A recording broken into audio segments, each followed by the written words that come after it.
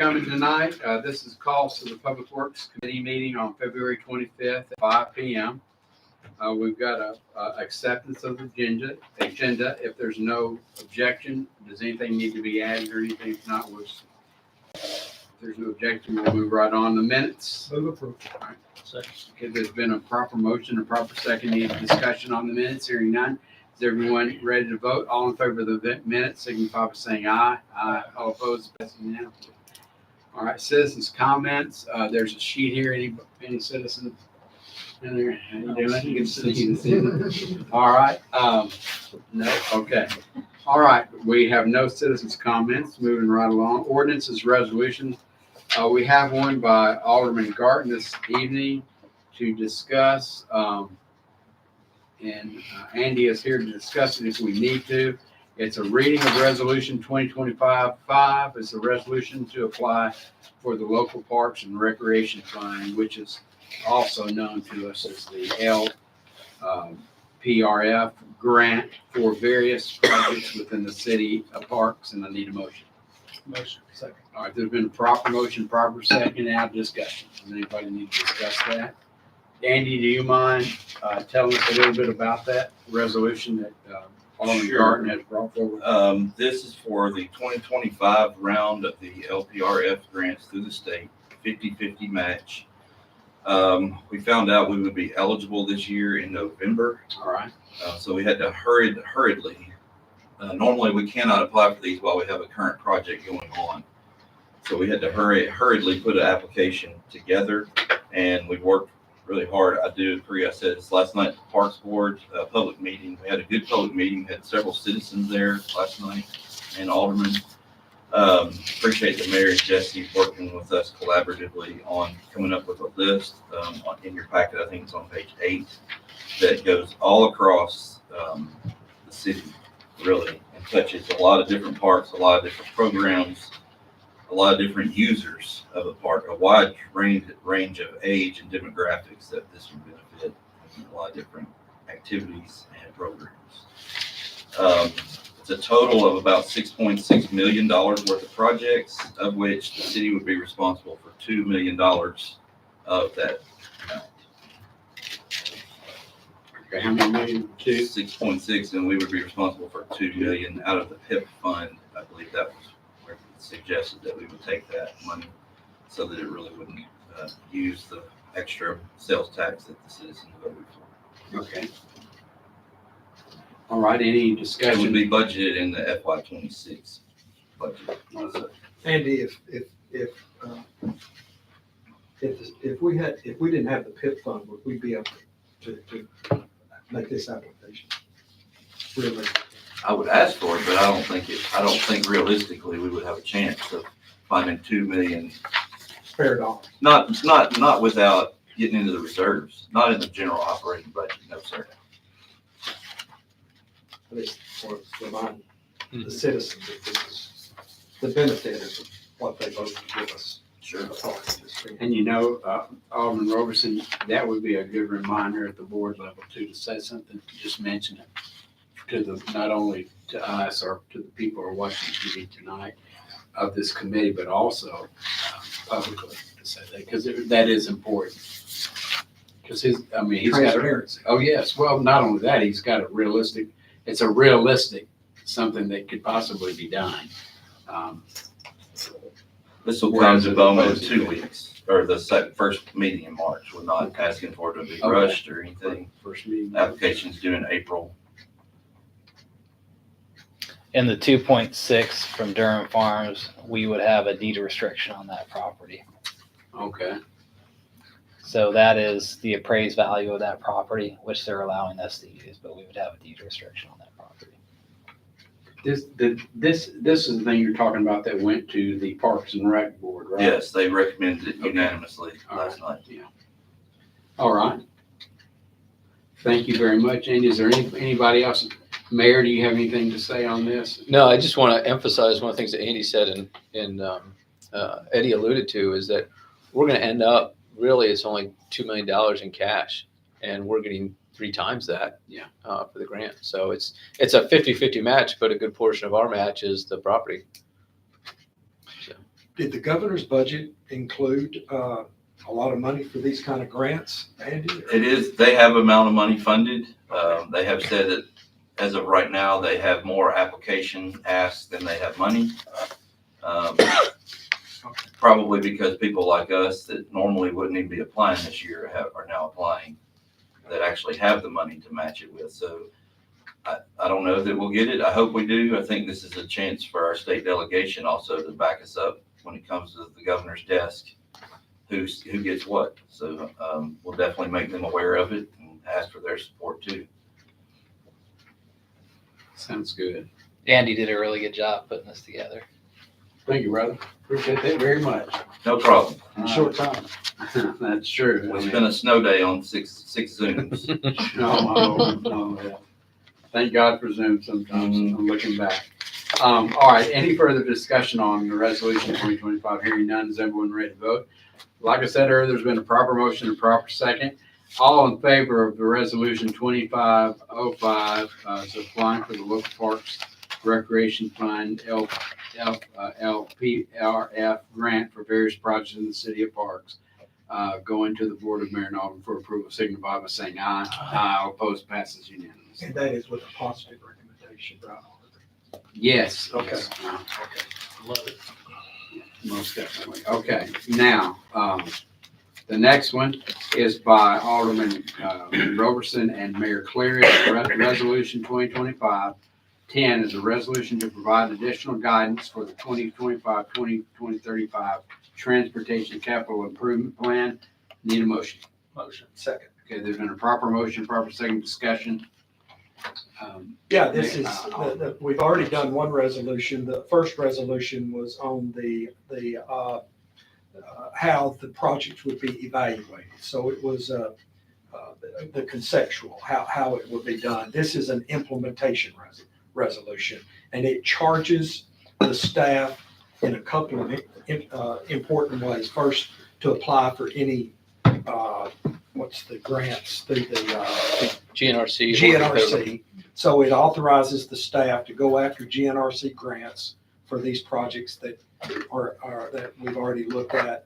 And the second thing is it charges them to move forward in implementing and spending money and moving forward. So it's an implementation resolution, Mayor. Did I capture that? I think that's perfect. It's a good description. All right, Mayor, do you have anything to say on this? I can't improve on what Alderman Robertson just said. All right, any other discussion? Staff, anything? No? Would you like to say? Yeah, should I say something about the GNRC?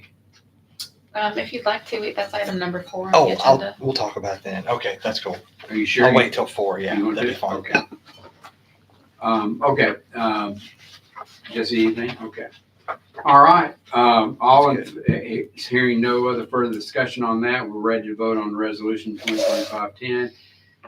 So resolution to provide additional guidance for the Transportation Capital Improvement Plan, which will be heard, I guess, on our next agenda for March. Yeah, we won't rush it. Okay.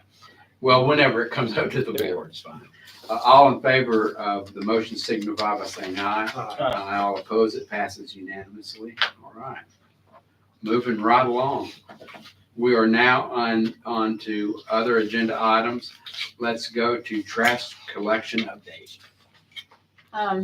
For what we had reported for the last month, the misses have been pretty low. We had a couple of spikes, but even those were 20 misses a day, which is well below Okay. the expected threshold. And some of those were 5 reported misses a day, which is incredibly low. So, good news. Okay, yeah, that is really. How did the snow days go? Did they go pretty good, or was there any problem with that? There's always a little bit of a hiccup. People don't necessarily know what's going on. They call, so we report misses, things like that. But they did really well. Good. They recovered, got everything picked up on Saturday. You know, a few misses, of course, but it went well. Yeah, I was expecting, normally when those days get kind of screwy like that, pardon the expression, but, I usually get some calls, but I didn't get any calls on the snow. I think everybody was just fun, just staying at home and making snowmen, yeah. So, all right, so that's great. Any further discussion on the trash collection update. Anything at all? That's good. Good job. Yeah, keep it up. That's the main thing. All right, let's go on with item 4. Get ready to talk about it's the GNRC, the RTP project list, and I'll give the floor first to Sarah, and then I guess we'll recognize. Or do you want to No, recognize them Sarah. first? Yeah, Sarah. go ahead. So, yeah, Keith has been working with the GNRC has put out the request for projects for the new RTP. And so Keith has been working on putting together our submission for that. And of course, in the packet is the project list from our transportation capital improvement plan. So I'll just hand it over to him to kind of discuss the list and kind of our strategy for what we're submitting to the GNRC. All right, great. Okay, thank you, Sarah. Mr. Keith, Chairman? go ahead. Yeah. Yes, sir. Thank you for coming this evening. Yeah, thank you. So this regional transportation plan, first to just kind of explain how this is working, because several of our projects have went through this. I think we have maybe 3 or 4 projects that are funded right now that went through this RTP or regional transportation plan process.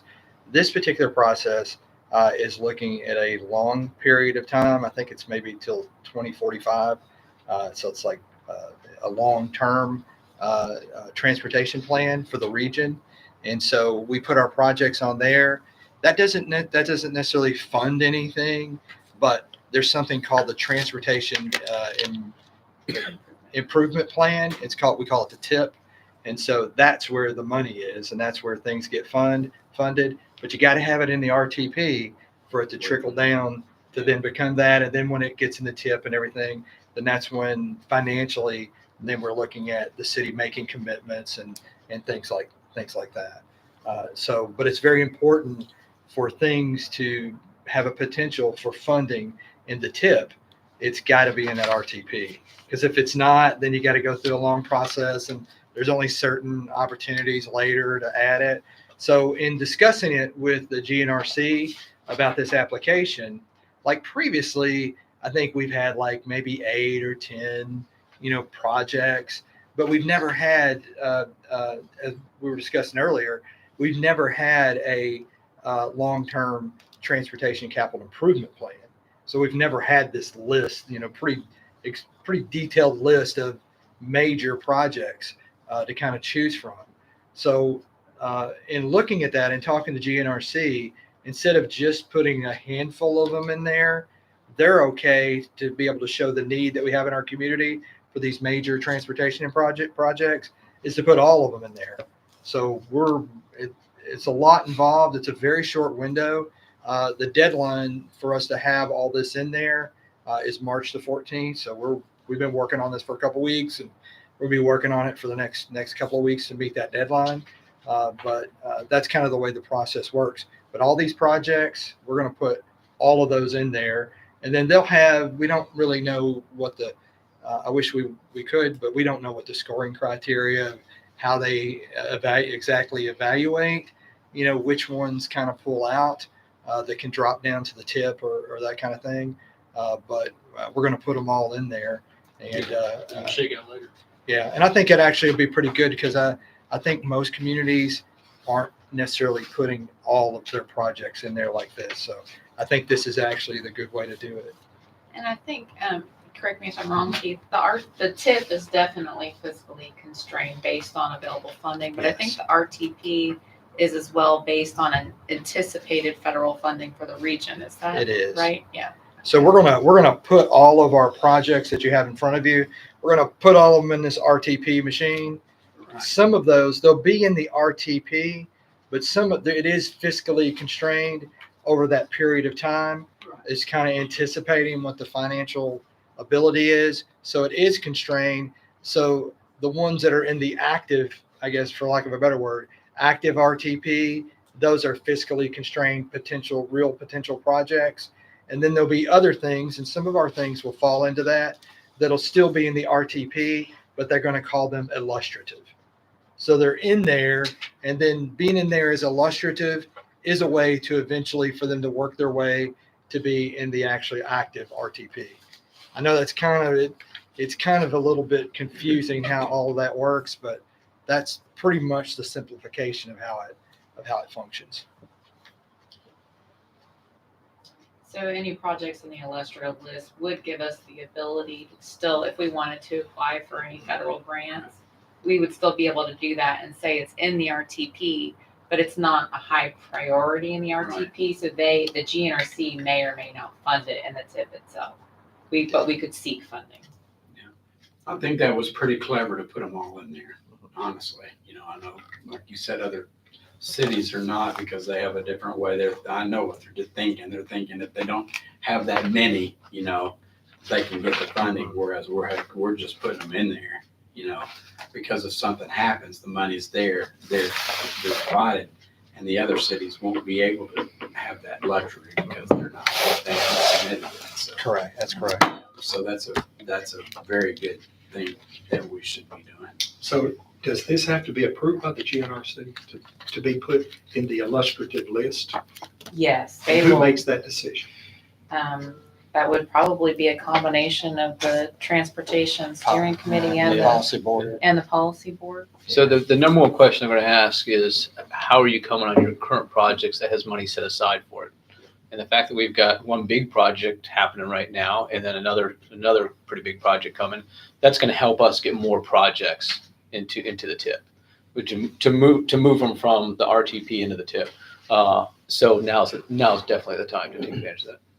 So all the time, when we have our Transportation Policy Board, the staff and the leadership complains about cities that have money set aside from the GNRC and they're not using it because they haven't added their 20% match.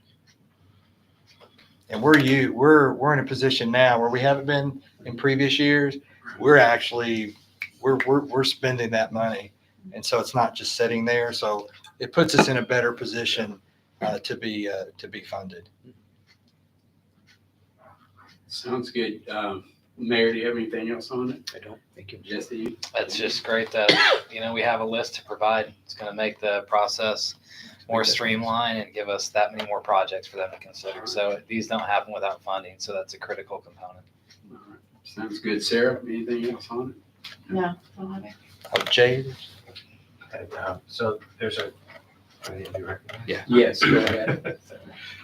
thank you. So there's a few projects that are being developed right now that would touch on some off-site improvements that are on this list.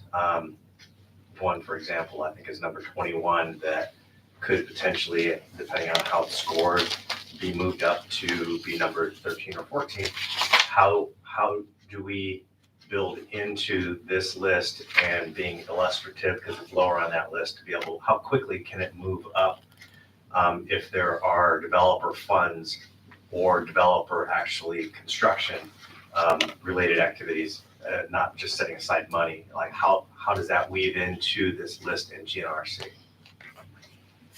That's a good question. If it were funded by developers, I don't know that they would change its ranking necessarily just because it's already being constructed by someone else. We could use that as like part of our commitment or showing that it's being actually implemented.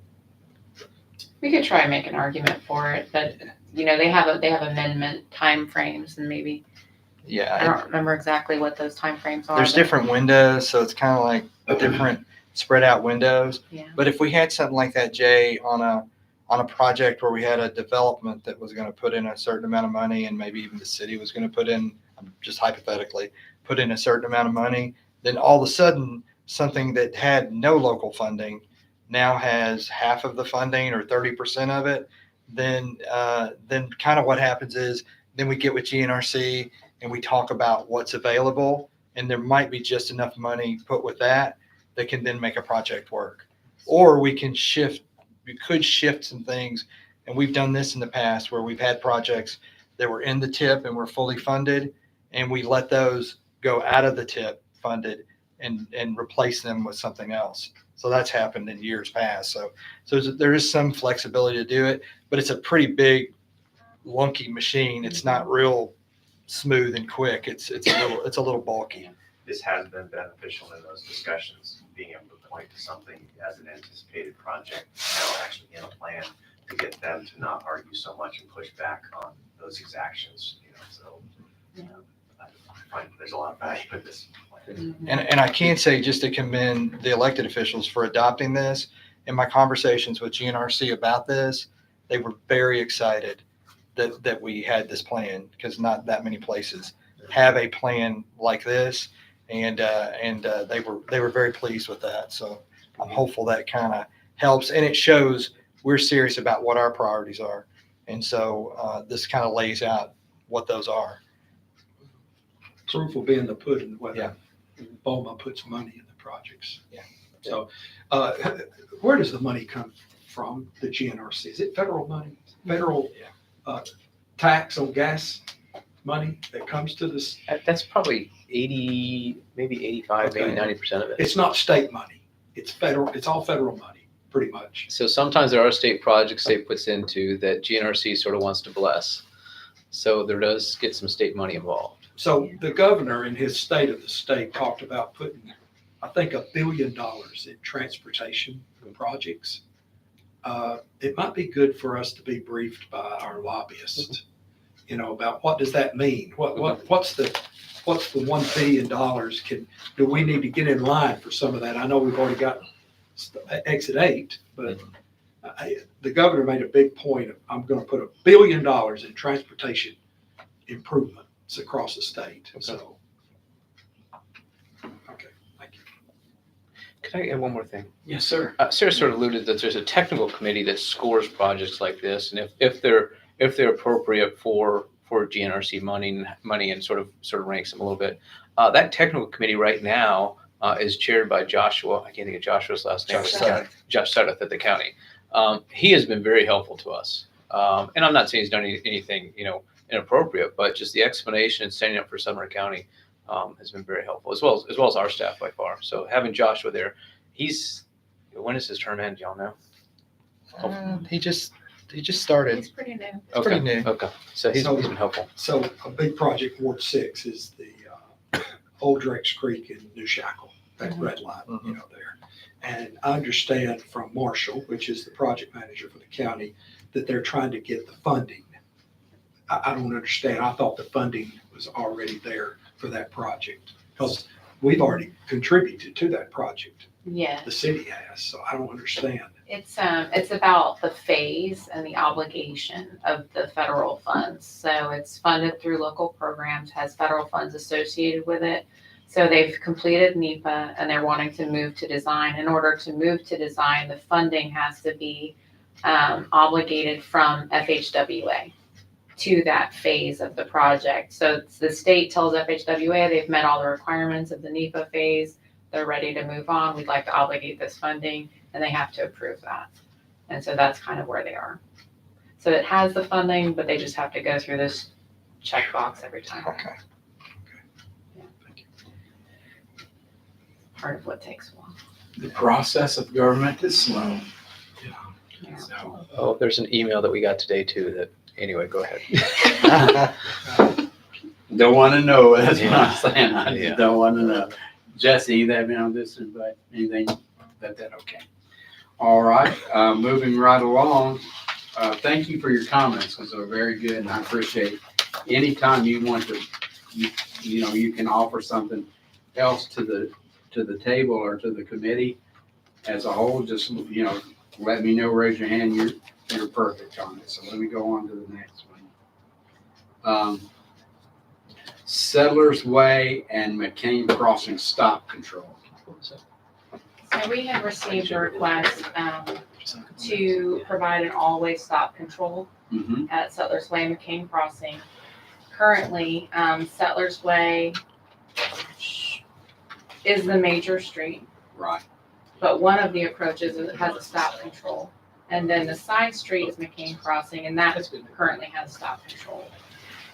So in the evaluation that was completed by our traffic engineer, collected the counts, and his recommendation is to remove the stop control from Settlers Way because the volume thresholds are not met, the warrant is not met to have an all-way or multi-way stop control.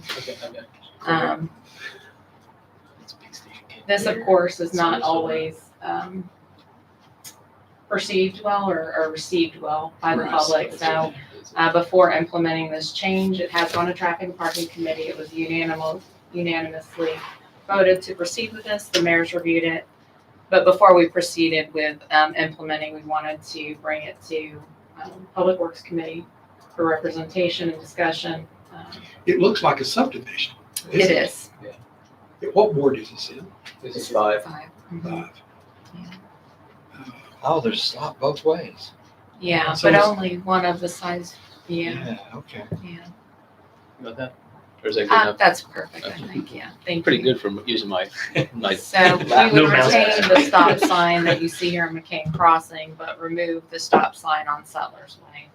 And typically for a multi-way stop situation, you would have 300 vehicles per hour for Right. 8 hours on the major, and then 200 per hour for the same 8 hours on the minor. And for the entire day, it was 131. Yeah, it's a subdivision. Very low. So it makes sense, but wanted to make sure it was Well, discussed publicly. All right, when that's taken care of, will the people be notified or just the subdivision or, you know, what we're Yes, doing? we will coordinate with Casey and coordinate with the HOA. And then, of course, something like this would be a change in a traffic pattern, so we would have a communication plan for that. Okay, thank you. This is gonna generate a lot of stuff, Yes. because they wanted a 4-way stop. There's a 3-way stop there now. It's a 2-way right now. It's a 3-way Uh, intersection. So have you talked to the ward, to Ward 5 Alderman about this, to give them a heads up? I Who requested believe it? Alderman Collins has already seen this, but. Mr. J.C. Ball. So what's the process for work on this? Do we have to approve it, or, I mean, what's the, I think it's administrative. It is administrative. I would prefer it to be. Yeah, I mean, so when we will get calls on this and, you know, and I hate to say passing the buck, but I mean, we didn't really have any control over it. So I'll just refer all calls to Alderman Collins. And the reason why, So, the reason why there's warrants for traffic signals is because if the regular reasonable person doesn't think they're warranted in their mind, they don't obey them. So it can cause an issue where someone is going to stop and someone else is not going to stop because they think it's unreasonable. So, in a lot of engineering world, the judgment is it's safer to not put one in if it's not warranted, so people don't disregard the traffic signals. all right. Well, Casey, do we have anything else just to add on this? I know these things are always fun to put out, but like Sarah said, Yeah. we'll reach out to the HOA and help make sure that the residents know. And then, like with other instances, we'll have signboards out and other things in, prior to that, so that they can understand that there's a change in All the right. traffic flow. They may not get all this. It might be nice to add articulation of what you just said too, so they better a lot. Okay, I will not say a word about this evening. That's it, at the Board of Mayor and Alderman, I can promise you that. Okay. Moving right along, let's go with the fiscal year 2025, the mid-year budget. We were asked to include this for discussion Sure. of some of the parks and the public works items. Okay, I'll defer Just so I won't have to ask questions tonight. okay. So what's in this for public works in this budget? Majority of what is in here for public works was an increase in funding to the Walton Ferry Old Chapel project. That's coming out of reserves. I believe so, yes. Yeah. And then we did have a couple of special projects as well that we were adding, also out of, I think they're all out of it, I believe, but item number 62, we have solar streetlights, and that's Yes, I don't understand solar street lights, so educate me. Y'all might understand it, but I don't. They sound good. So we have some solar crossing. Tell me what they're called again. The RRFB. There we go. Okay, yes, we have some of those. And there's a couple benefits there.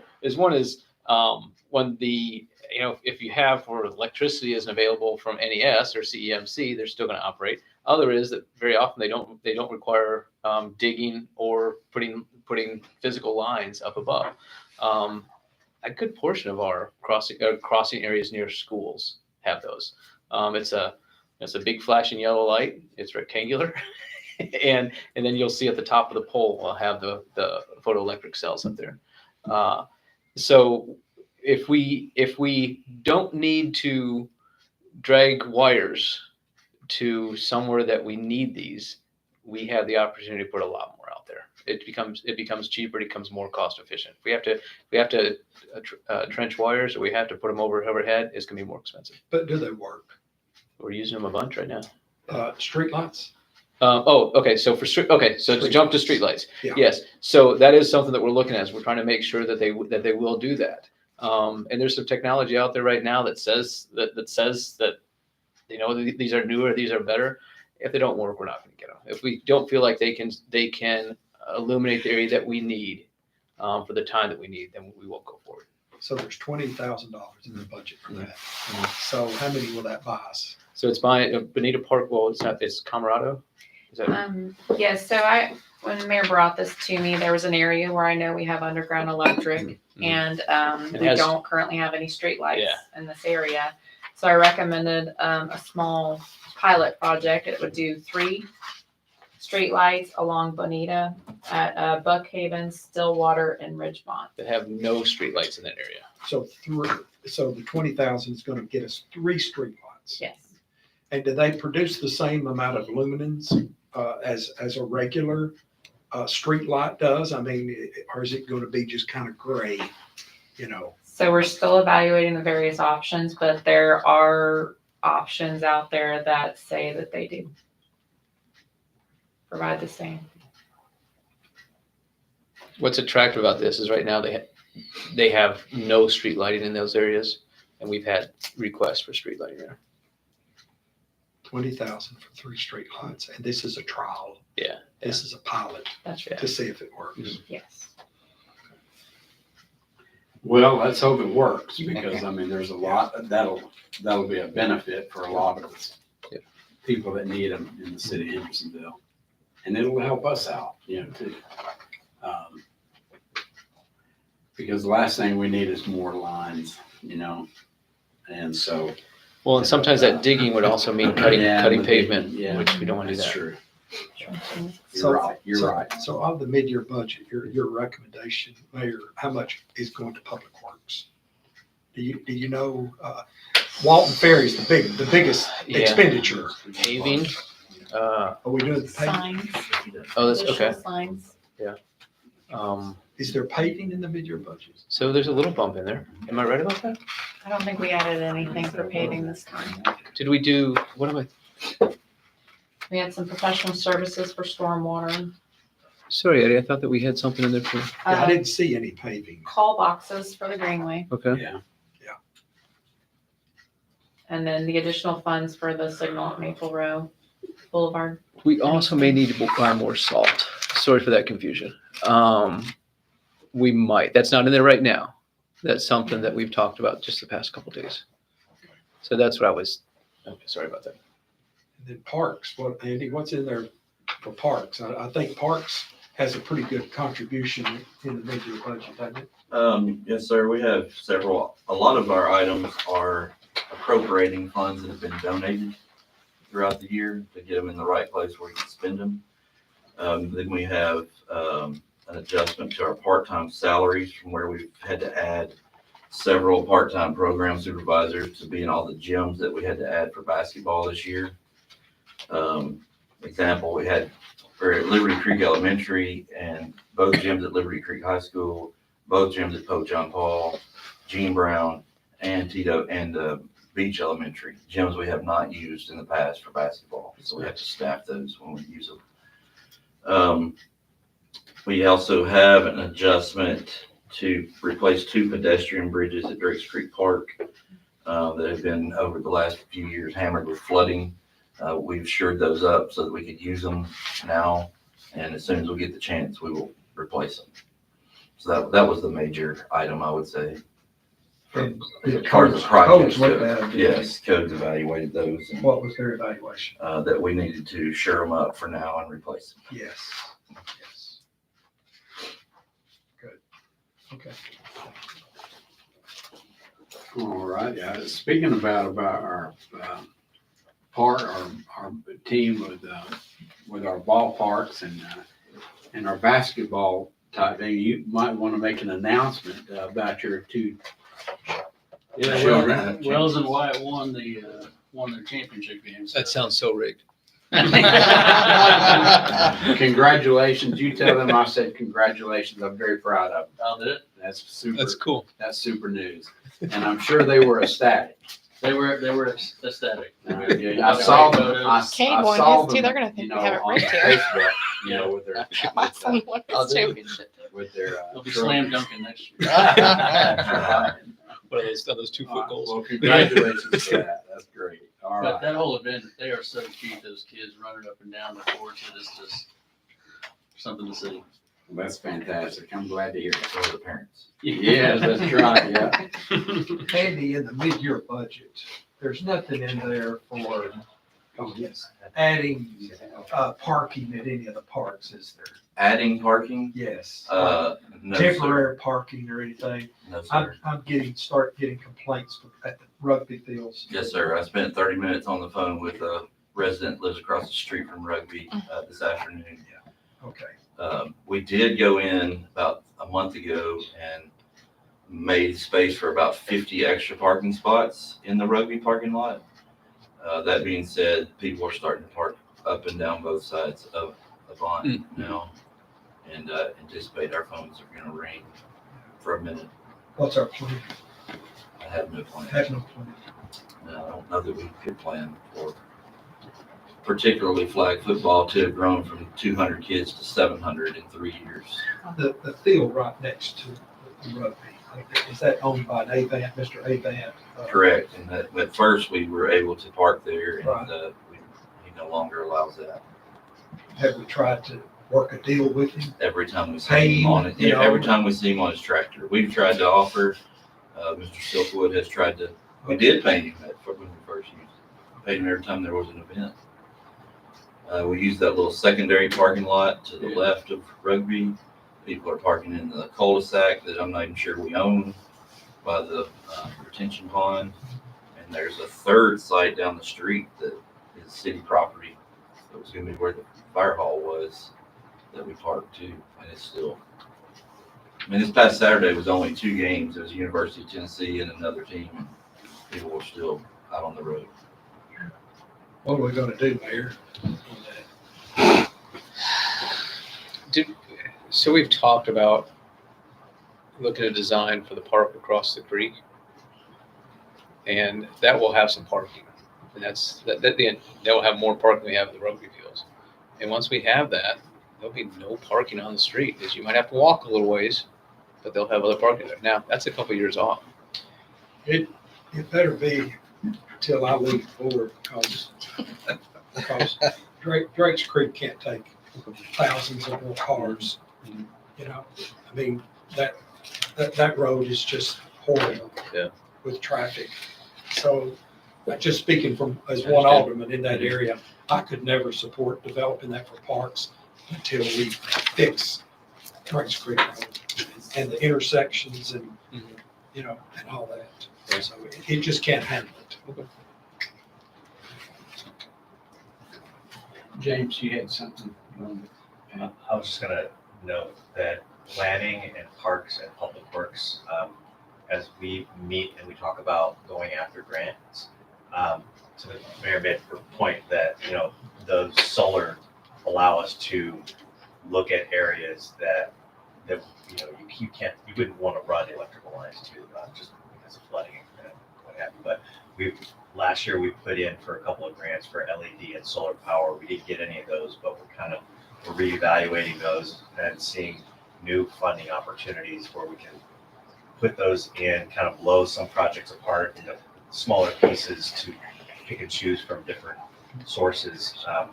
But we're actively in other, like some trails looking to get some illumination, but really relying on solar. So we might have a lot more going forward. Okay. Well, what do you think about the solar?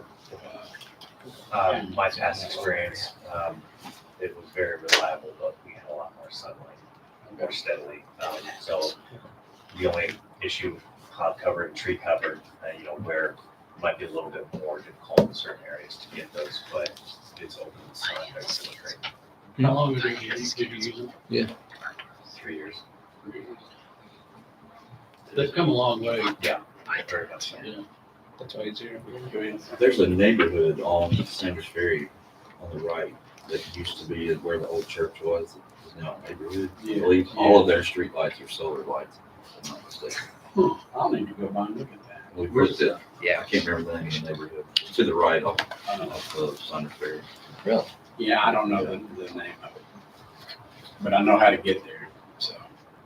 We've looked at several of them. There's an area in Griggs Creek behind fields 2 and 5 that cut through. Everybody takes from Demos to the other entrance. It's super dark in the mornings and at night. We tried to look at the solar lights there too.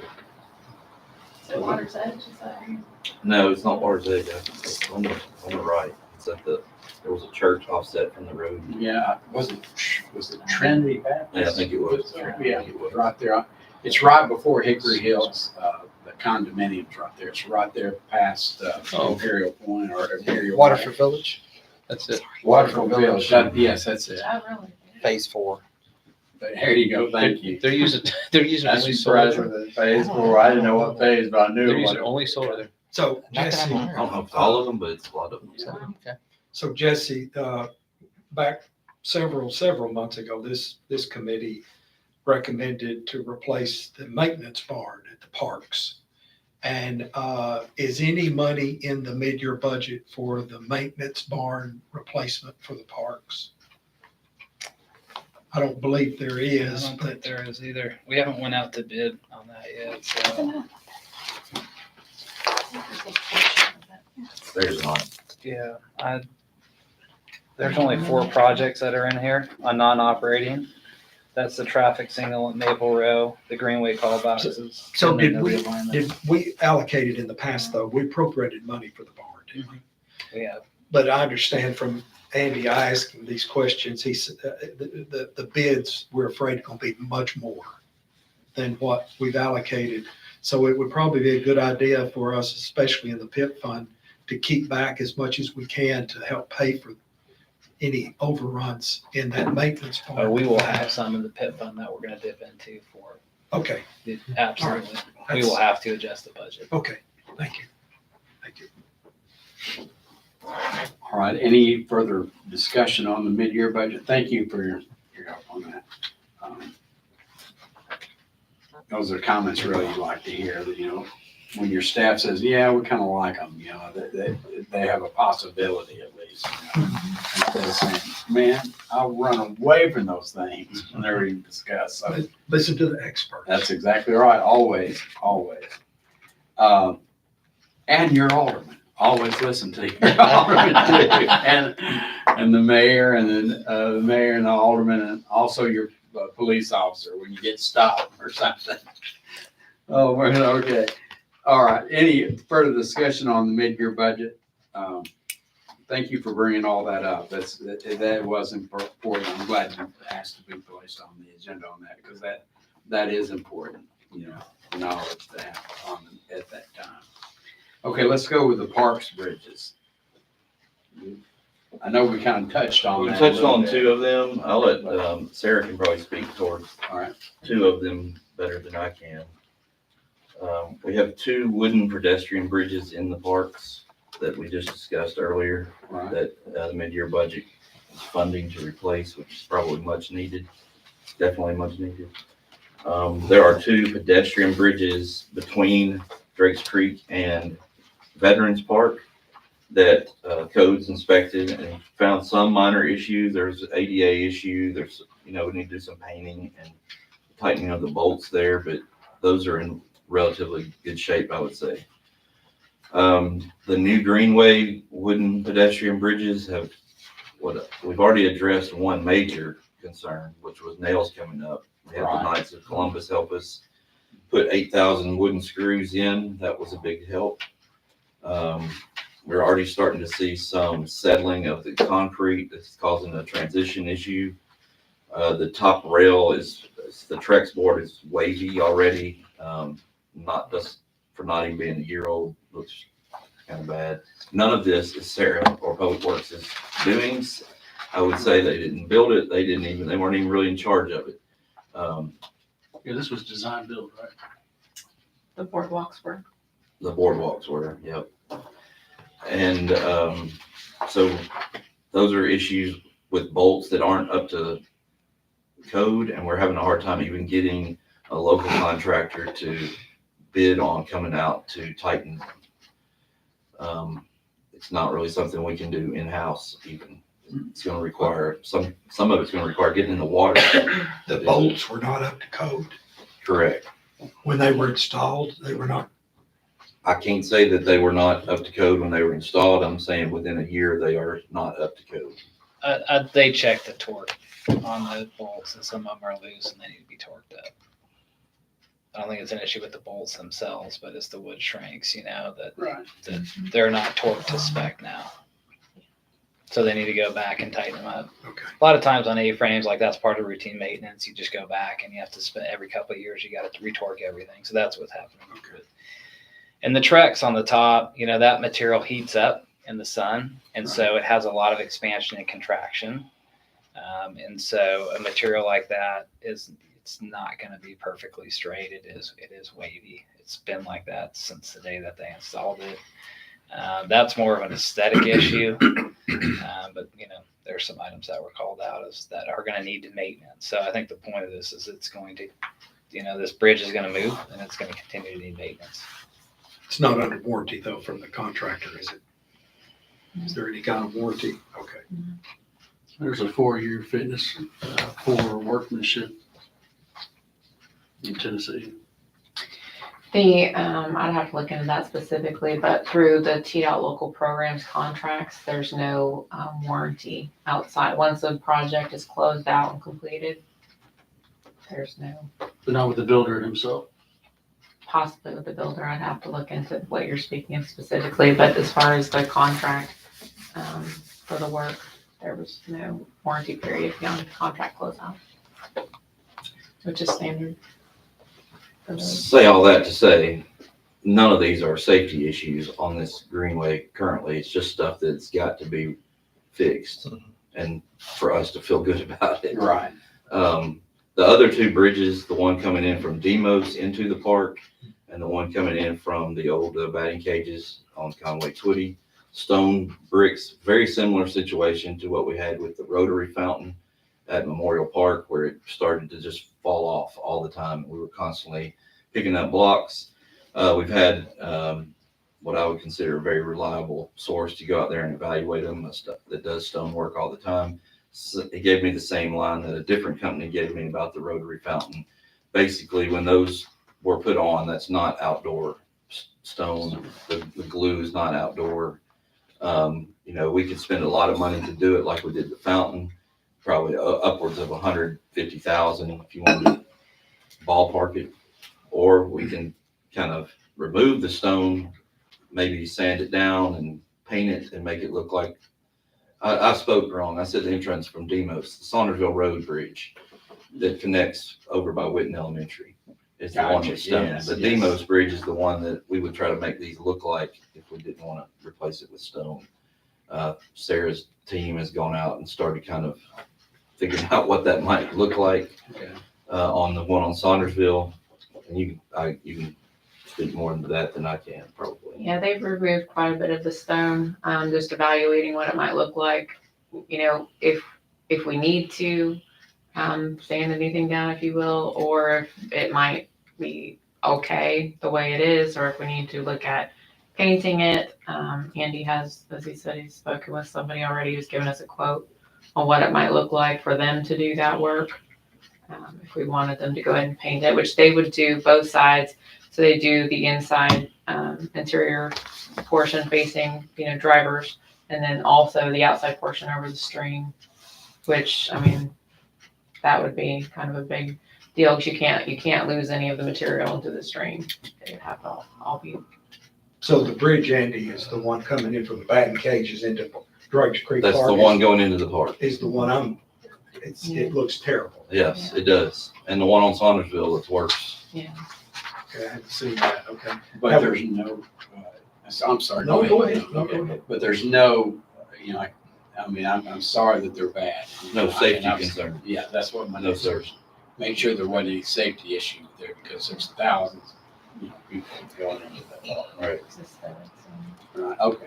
The one coming in from the batting cage is stone on both sides, so it would require someone, like the quote that they gave was saying they'll get in the water and take it off. Okay. It's definitely an aesthetic issue. for Have you sure. got a price for that? We did, I think, it was like 33,000 for one, 38 for the other. Better than 150. Yes. And we had issued a request for proposals, requesting contractors or whoever to provide a proposal for any number of solutions, including removal of the stone and painting, including fixing the existing stonework or any other options. And we received no submission on that. Well, I'd be in favor of addressing that in the next year's budget. If we don't have money to do it now, at least in the next year's budget. Okay. Any other further discussion on that issue of parks, bridges? Thank you all for bringing that to our attention.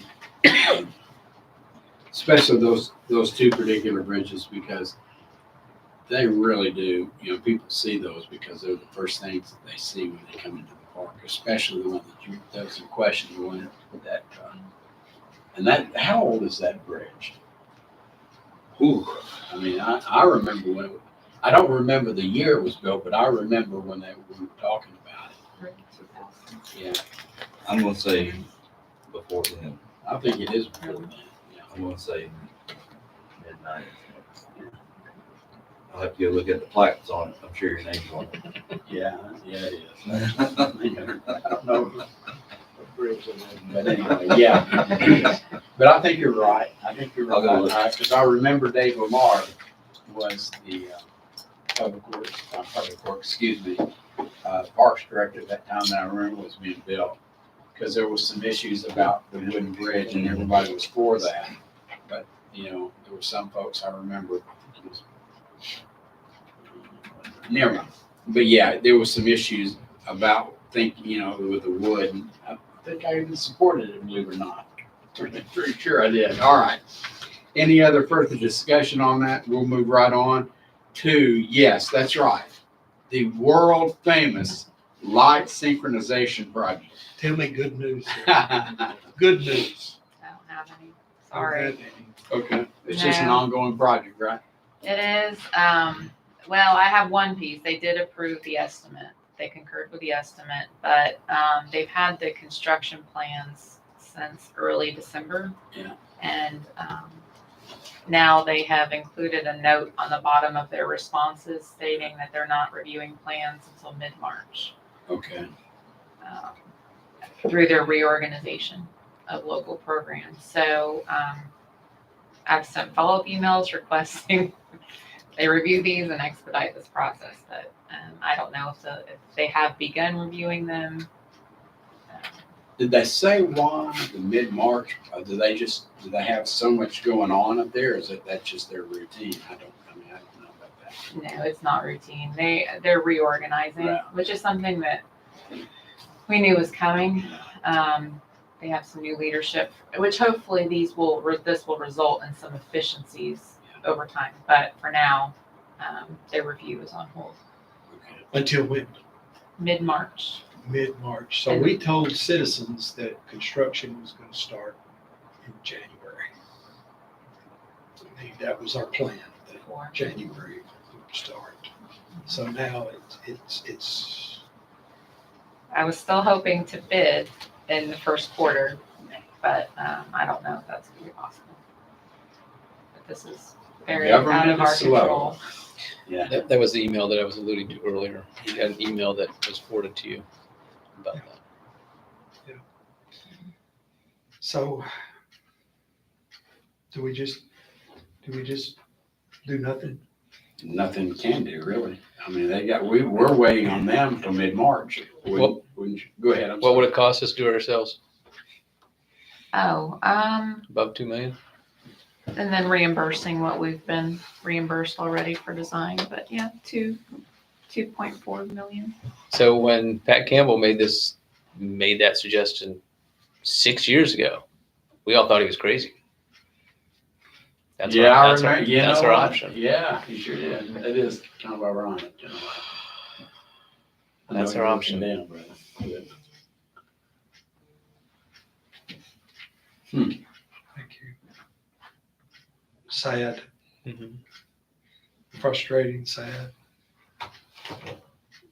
Any other discussion on the hearing none? Well, I'll reserve my comments on that issue, but it wouldn't be appropriate for me to say anything at this point because I'll get in trouble. Let's go to the West Main Street above ground, the electric service on West Main. Anybody want to Sure. give us on that? I'd just like to have y'all's input on this. Sure. Is that there are some streetlights on West Main that we own we own the pole, we own the infrastructure, we own all of it. Most of them are not. Most of them we are using NES poles, bulk of them, and we're using a couple other ones that are other companies' poles. Where we have some that are our poles, our wires, and our our fixtures. I'm wondering if y'all have an appetite. Obviously, there's some expense involved replacing some of those without the wires, and that might be solar, but more likely that's going to be underground wires. I'll give you a good example. If you go down East Main Street from about Blue Ridge to probably almost to stop 30, there are utility poles back probably 20 feet off the road. Right. But there are street lights closer to the road. Those are our street lights. Some of them have below ground wires. Some of them, they just take the wires straight from the utility pole over to the top of the pole. That's the street light. Especially on West Main Street, I think that it would be nice if we could look at some of those that are ours and see if it's worthwhile to put the line underground or put solar there. Obviously, I'm not going to do solar until we figure out how this works with these other three, but we would have we would have the opportunity, if y'all say yes, that I would start looking at what the cost would be and put it in next year's budget. What it would cost to put some of those lines underground.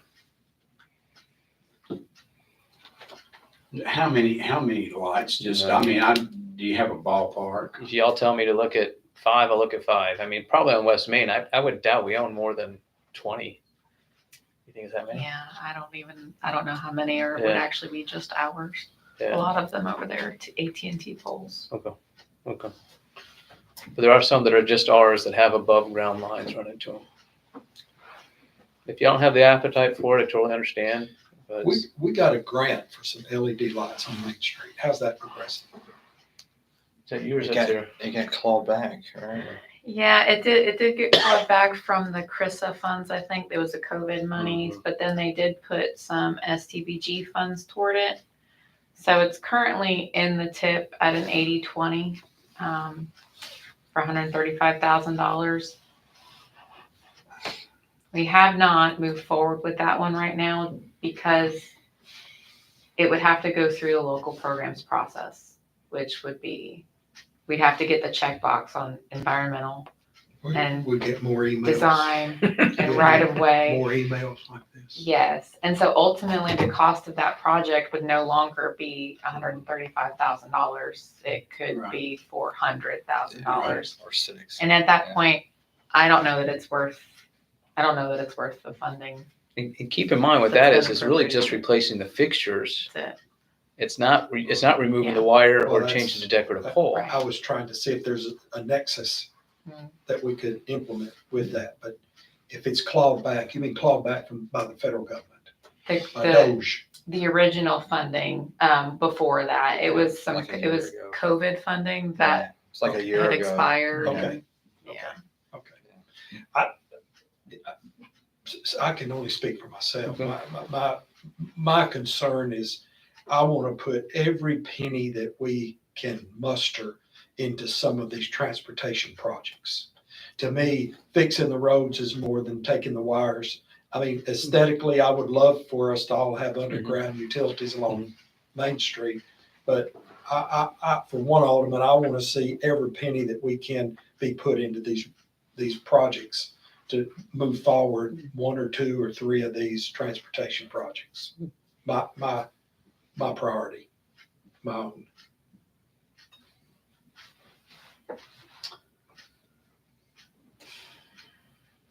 Do you have any comments on this? It's an expensive process. The city's looked at it before, right? Well, not, so we've looked at it buying the poles from NES and putting all those underground. I'm not interested in doing that. That's probably, it was $20 million, probably 30 years ago. Yeah. But I'm looking at just the poles that are ours. Gotcha. My only comment, I'd like to visit this again, if we have time. I don't know not now, but I'm saying, within the next, if we've got the time, the next 3 or 4 months, just bring it up for discussion, because my only comment is this. West Main, and make no point about this, we've really done exceptional work for West Main because it's the oldest part of town. And we've done a lot of work, with the rest of the town that we worked on. All you gotta do is just drive it. And I don't want us to lose sight of West Main Street. That is a very, believe it or not, it's a historical area. People don't realize that, but it is. And I don't want it to turn into, and I don't care if anybody knows, I say this or not, but I don't want it to turn into Madison down there. It's beautiful. What we did to part of West Main, with the lights in the middle, I think that was under Foster's administration, we did that. I still think that was a really good thing for West Main. Because we were looking, and I've represented that area when I was an alderman in Ward 3 and Ward 1. And it really looked rough at one time, and I was really concerned about it. We're trying to get, as you all well know, with sewer there, we're trying, we've got sidewalks down there under the Fuquay administration where we worked. That was hard work to get all that done with working with the state, but we were able to do it. A lot of headache, both for business owners as well as the city. So we're working and trying to get that thing done down there to make it look nice, like the rest of the city of Hendersonville. And we're succeeding. It's rather tedious sometimes, but I don't want to just forget it. As I understand about the transportation projects, that is more important. But I don't want to also forget about West Main Street and the business owners down there and the people that drive Gallatin Road, or whatever you want to call it, Johnny Cash. I just call it Gallatin Road. My boys call it that. 31E, whatever they want to call it. So I just, I'd like to think about it, and let's keep our minds open, because there may be something we can do down there that will help those folks. That may not even be an answer, but at least we're thinking about them, and let them know that we're thinking about them too. Because I look back at West Main Street as a child, and it hasn't changed that much, really. I can still, I'm not gonna go into these stories because we're gonna move on, but I can remember riding my bicycle down there and the same buildings are there, you know? And so, I can remember driving with, my dates and stuff down Main Street right there, and it's still the same. The lighting is the same. It's just, you know, and I don't know whether that's the answer. That may not be. I don't know, but I'd like just to talk about it. Maybe if we can, you know, take about 15 minutes or something and just really discuss it, because I don't want to leave it. I don't even know if it's in Ward 1 anymore. Is it Ward 2? Was it Ward 2 now, West Main? But there's a lot of things that we've got to do because, like I said, people are coming that way, you know. And I don't want to say, look at this dump, you know, in Hendersonville, and then you get across New Shackle or Walton Ferry, and then things start changing, you know. And so, I think one of the great things we've done, Mr. Chairman, along Main Street are the signs, replacing the pole signs. yes, very much so. And are we about to run out of money on that project? I need to look at the guy behind you. Yeah. I've earmarked 170,000. We've paid out 50,000, and I have a little over 90,000 left in it. And you're focusing on Main Street. 85% of the signs are on West Main And is that 90,000 going to be enough? for this fiscal year. Yeah, for this fiscal year. And so, you know, I've got 18, I think, signs that are approved and earmarked that I'm just waiting for them to actually construct something and give me the paid invoices for reimbursement. But we've got 25 signs that have been removed thus far. Yeah, Yeah, that's good. a good project. Sure is. Good project. We will be requesting some more for that program and possibly another program there specifically targeting West Main Street in next year's budget. Morph it into a facade program of some sort as well. Good. Yeah, because I'm really liking what, and then we'll close that so we can move on. The way that West Main is moving towards some of the businesses are starting to put, you know, they're looking better. You know, I can't remember what the names of the businesses are there, but I guess it's where what do you call that place? Party City and Pony Mailbox, I think, is right there. It's looking sharp, man. I mean, it really is. It's just looking a lot better, you know. And then you've got Marco's Pizza and the coffee shop there. You know, it's just looking a lot better. Although I will say I miss Phillips and Robinson's funeral home. Yeah. You know, I miss not being there, but I want to keep myself far from there. Yeah. But I miss the house.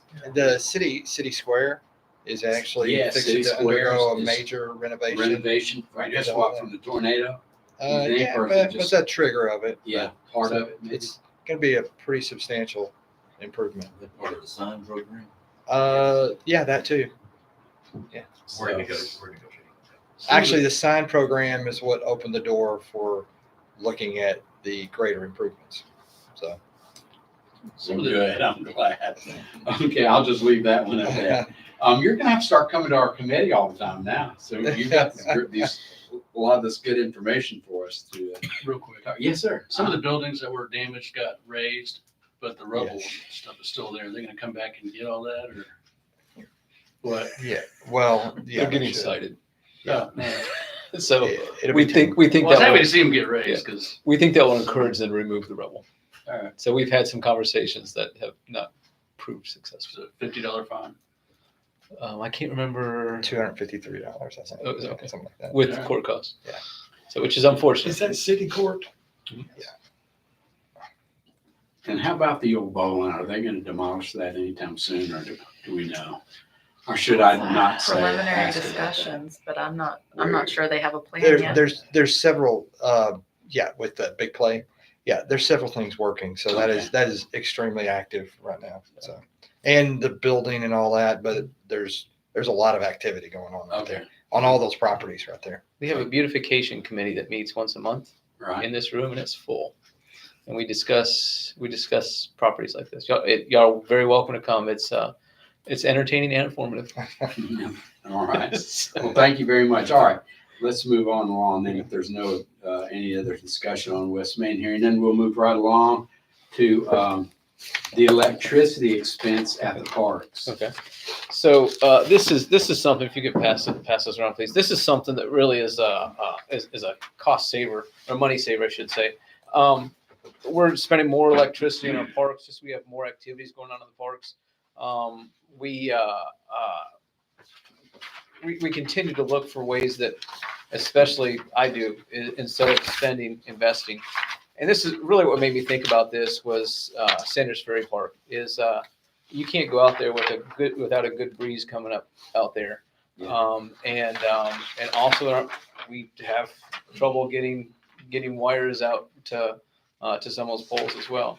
And so looking at is should we replace some of the electricity pole? Could we put some LED lights out there, especially at Drake's Creek, which is about half LED right now? Andy, is that maybe a third? I was writing down when I saw this on here. We have 2 baseball fields, Okay. 1 football field, 4 soccer fields, 2 rugby fields, and 1 lacrosse field that have LED Okay. across our city. Okay. We still have 14 baseball, softball fields, 12 soccer fields, our pickleball courts, and our tennis courts that are halogen. Okay. And currently we have, with this last flood, I guess there was a lot of lightning involved. We have 80 lights out that are halogen lights. 80 bulbs. 80 bulbs. Okay. That's going to cost about $32,000. That's And expensive. none of the LEDs went out. Now, if you notice on the back page of what I handed you, the big downside to LEDs or putting up a wind turbine to generate the electricity is the cost to do that.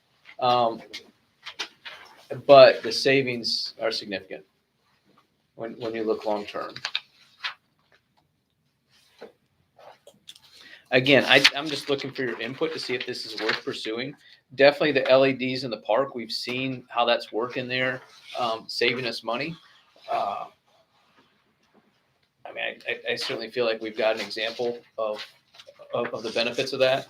For a wind turbine, I don't know that it work in Drake's Creek. It would certainly generate electricity at the end of the peninsula of Sanders Ferry. There's no doubt about that. But the situation you have there is you wouldn't want to necessarily connect it back into the grid. You'd want to connect it to a fixture nearby. One thing too, if I can. Sure. So four of those LED lights that we put in are at brand new facilities too. So we really only have replaced 6. Okay. We've added 4 facilities and added totally new lights. That's not including the hockey rinks that were halogen and now they're LED like residential gymnasium type lights. So on the back page, you've got a picture of Field 1, baseball, softball, Diamond 1, which has LED lights, and then I think that's Field 3, which is not, which is the. Field 1 is, Field 2 is not. Okay. So you see, they look pretty much exactly the same. Typically you can use the same poles. You do have to put in different fixtures because it's a different type bulb. Well, what do you guys think? What's the ROI on wind turbines? So when we looked at wind turbines, I don't know, but the LED lights is about 4 years. It breaks even about 4 years. So wind turbines depends how big you want to go. I would not want to go big. It really just needs to provide the electricity for that area. Well, I'm all for LED, but this time I hadn't been convinced on wind turbines myself. So I would need to be convinced that the ROI on wind turbines and some kind of test project or some kind of technical analysis before I would want to move forward. Gotcha. My option, my thought on it.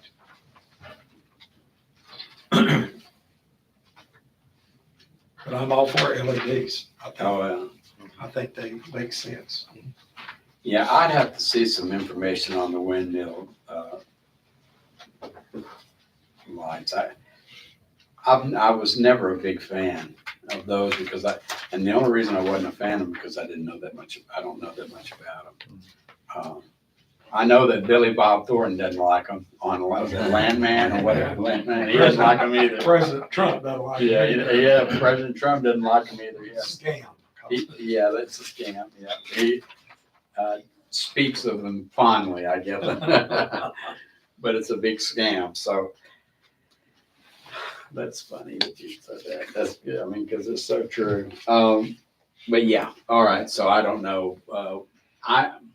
My feeling is, I don't know that I would really pursue that at this point, but I mean, that's just me. I'd rather know that now than after I Yeah. pursue it. So, what do you feel, D? I like the LED lights. They're getting cheaper and cheaper and better and Yeah, I do better. too. I like the LED. All right.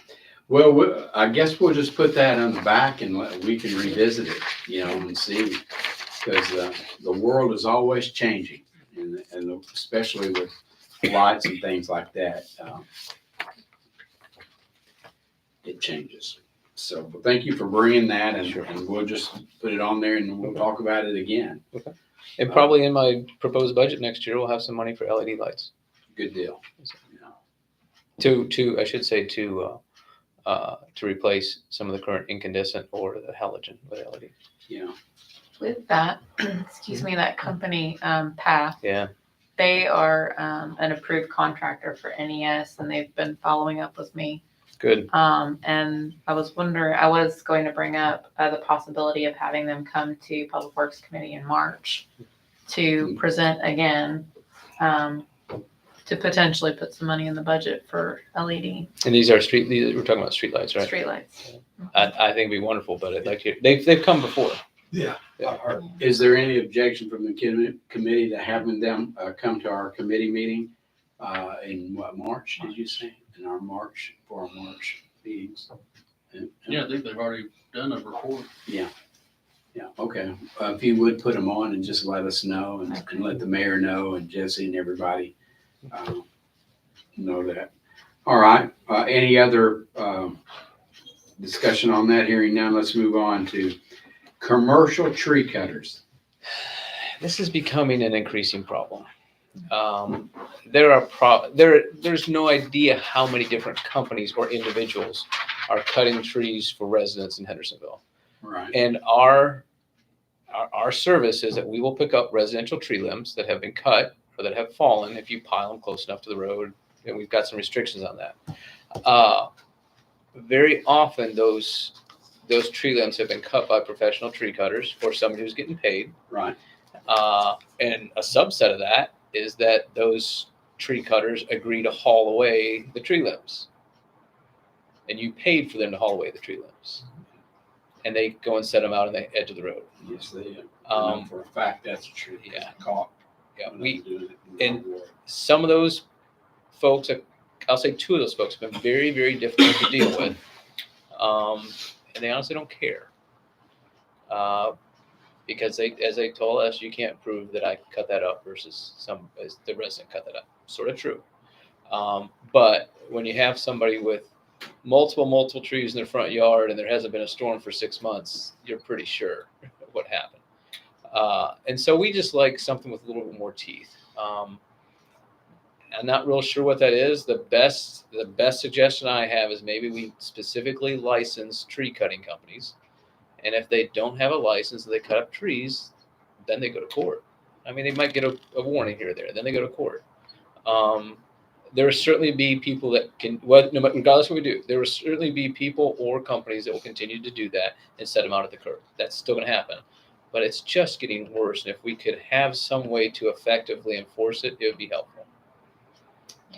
Do we have the statutory authority to require registration?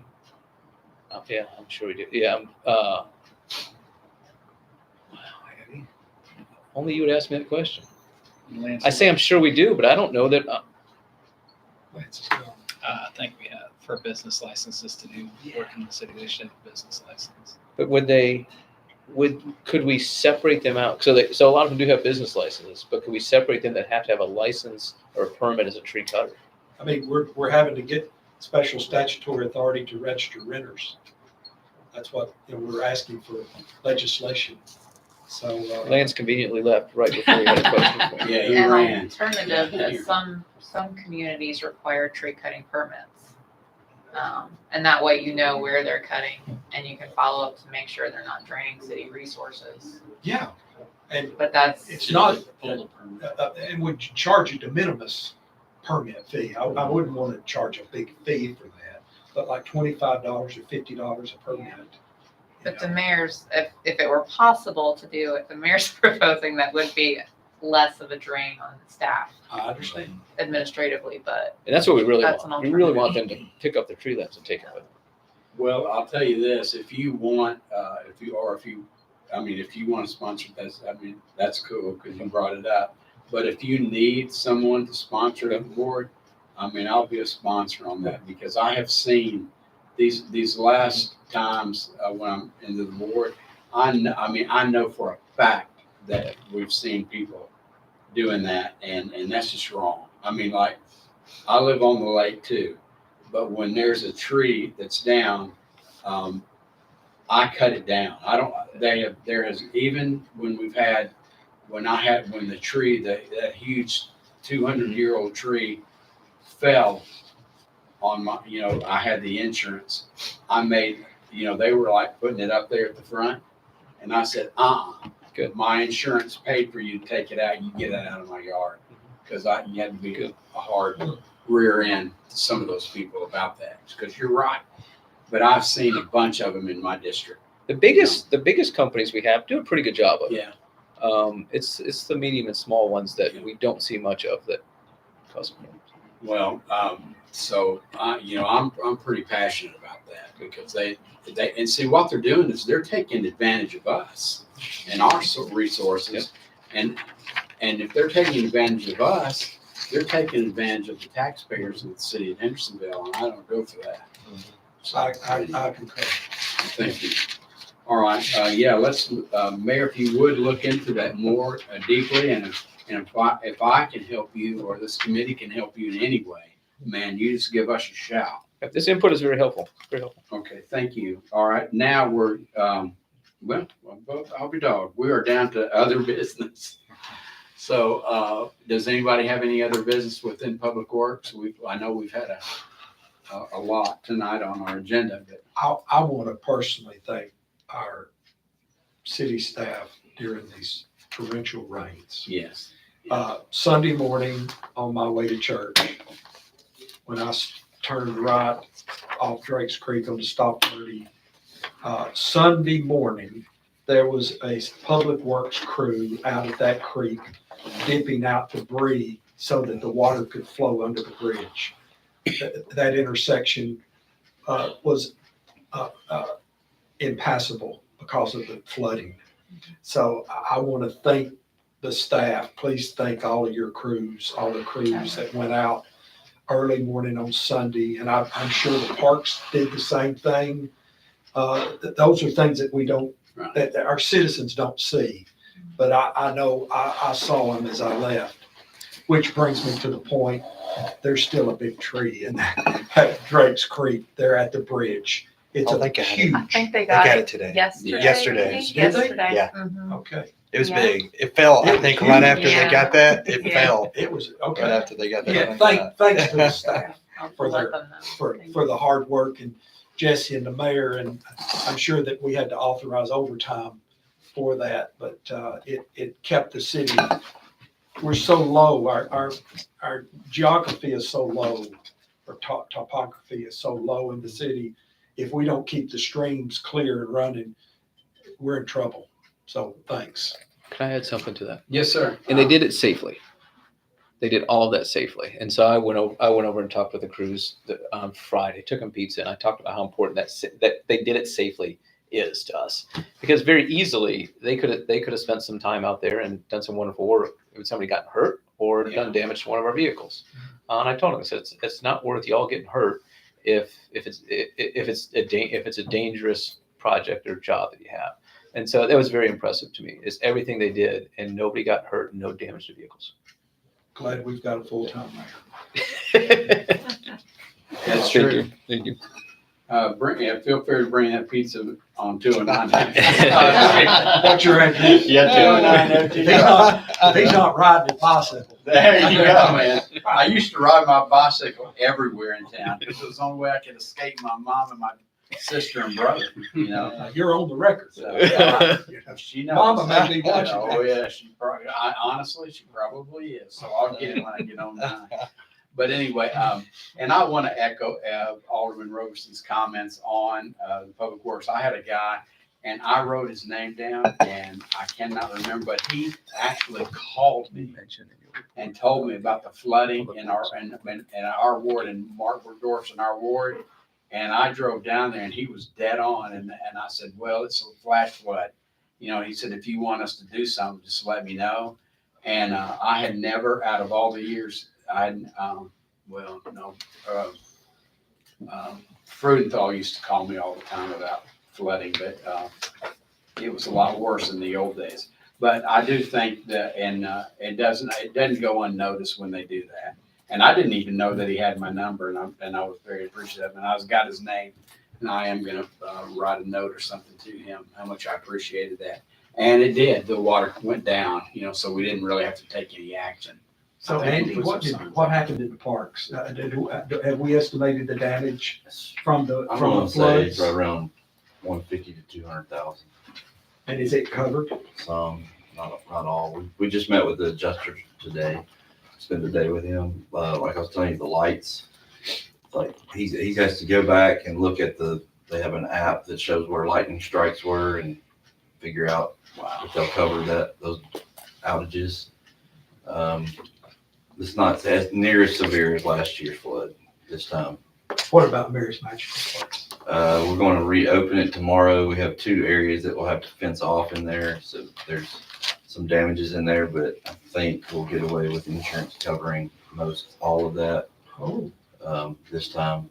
I didn't know that they covered flood insurance. They cover like equipment, fencing. They will not cover the turf and the flooring. Okay. They'll cover it to be cleaned. So we're going to clean it very well and fix everything that we can fix. Good, excellent. That's the report I can give on that.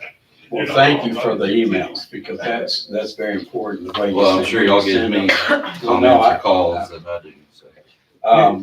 Because that's important. Closing Mary's Place generates a lot of activity. Yeah. You have the region is looking for you. Oh, good. All right. Anyway, dealing with, is there any other business that needs to be discussed this evening? If not, I'll need a motion. Motion to adjourn. Second. All right. Adjourned at 6:28.